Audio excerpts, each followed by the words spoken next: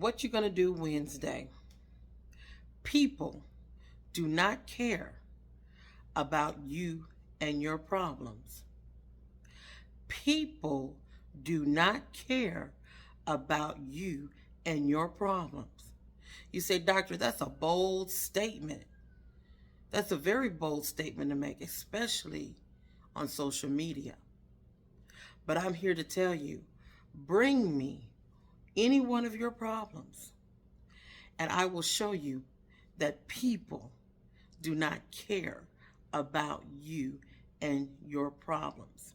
We live in a society where anything that is negative is totally cast out, feared upon, thrown out, and you're constantly told that you need to be positive, and you need to think positive, and you need to have hope, as if the positive in life does not reside next to the negative, as if the light does not reside next to darkness.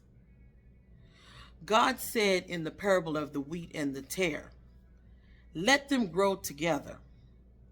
Although the tare may be there to bring down the wheat, let them grow together, because if you remove the tare or the weed too fast, it will choke out the wheat.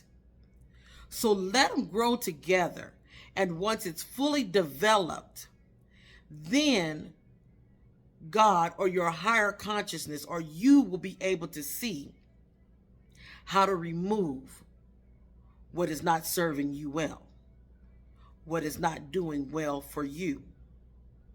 People forget that in the beginning, God drowned out a whole nation before Noah because they were negative, and they were complaining, and they were whining, and they were murmuring, and they were gathering together with people who are miserable, because misery loves company. But I'm here to tell you, baby, people don't care about you and your problems. What they care about is what you do and what you say and how you act and what you can bring to the table to help them to care about them and their problems. Now you can see how this is a conundrum or a circle of chaos, that if it's not solved, one cannot be successful in life.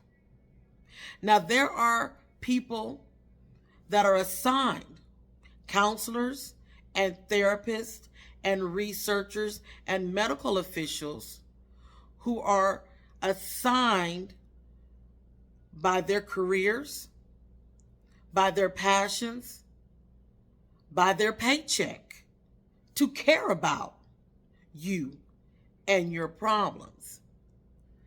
And I ask you to take advantage of those people. Yes, I am included. I'm a counselor, and I have a therapeutic and safe counseling firm. And I do care about you and your problems. Why?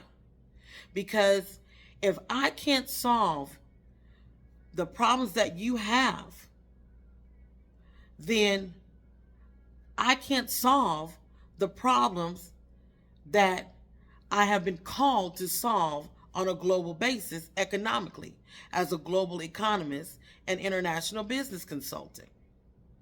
I've written about 6 theories.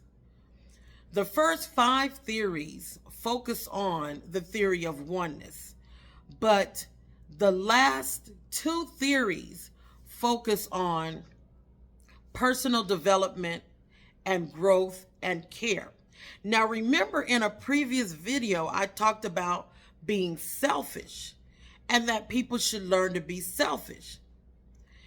And people, in a way, are naturally selfish. And if you don't believe me, think about those babies that come into this world hollering and screaming and crying and wanting that milk and wanting that food. They're not caring about how much you care about how cute they are. They're going to scream and holler to get what they want and need. So it's a natural response to be selfish because it's also self-preservation. People cannot go around with the load and the problems that they have of themselves, worrying and caring about you and yours. But they're not going to say it. And if you don't believe me, try me, because I can show you. But there are people like me out there who actually gain from solving problems through caring about you and your problems. Because we know that if we don't solve you and your problems, then we will not be able to solve us and our problems. Remember to hit me up for your one-on-one, your luncheon, table talk, boardroom talk. I'm available for motivational speech. I encourage you to please visit my website, Reverend Dr. Chantel Beatty Balo.life, or The Real Celebrity Doctor. They both point to the same site. Go through there and carefully read. Click on my philosophy. It is important that you understand my philosophy, because then you can understand me and the boldness of the things that I say. Also scroll down and you will see my autobiography. It is important that everything that you are learning in social media, in school, and in the books that you read, that you know about the person who wrote the course or the book or developed the media that you're watching.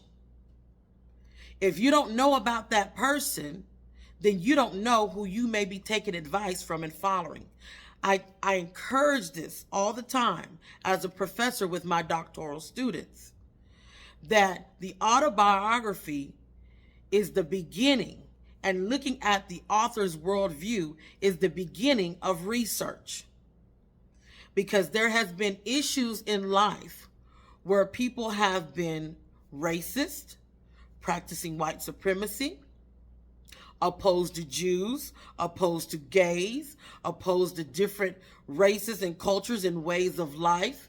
And they write very nice books and theories and postulates, and they're philosophers and they're anthropologists, and they put things out there, and then you follow them, and then you come back and find out, did they really believe what they were saying, or were they just selling me a dream or some game? It is important to know who you are taking advice from, and to know their background, and to know their success story, which is why I have posted and put online my own personal autobiography. It lists my first 4 theories in summary. You can go and look at my first 4 theories on Amazon.com. You will also find on Amazon.com a plethora of small essay type books, ebooks that I have written. I call them leaf books. I created that term, leaf books. Less is more, electronic and fast. That's what LEAF stands for, books. And I got to go back and I'm going to actually put that little leaflet in there to get you to understand that. And I've written them. They're very short. Some of them are just $2 and $3.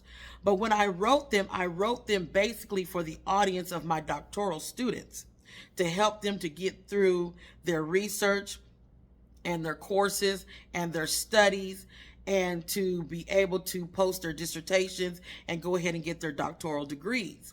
But however, I made it available to the public because I have a belief that it does not matter the level of knowledge. Everybody deserves the right to be able to read and study and learn at any level. So go on Amazon.com. You can put in there Dr. Chantel Beatty or Dr. Chantel Beatty Balo or Reverend Dr. Chantel Beatty Balo. You put that in, you're going to get my Bible study guide. As a pastor, I did write a study guide on how to study the Bible. So you may find that one in there.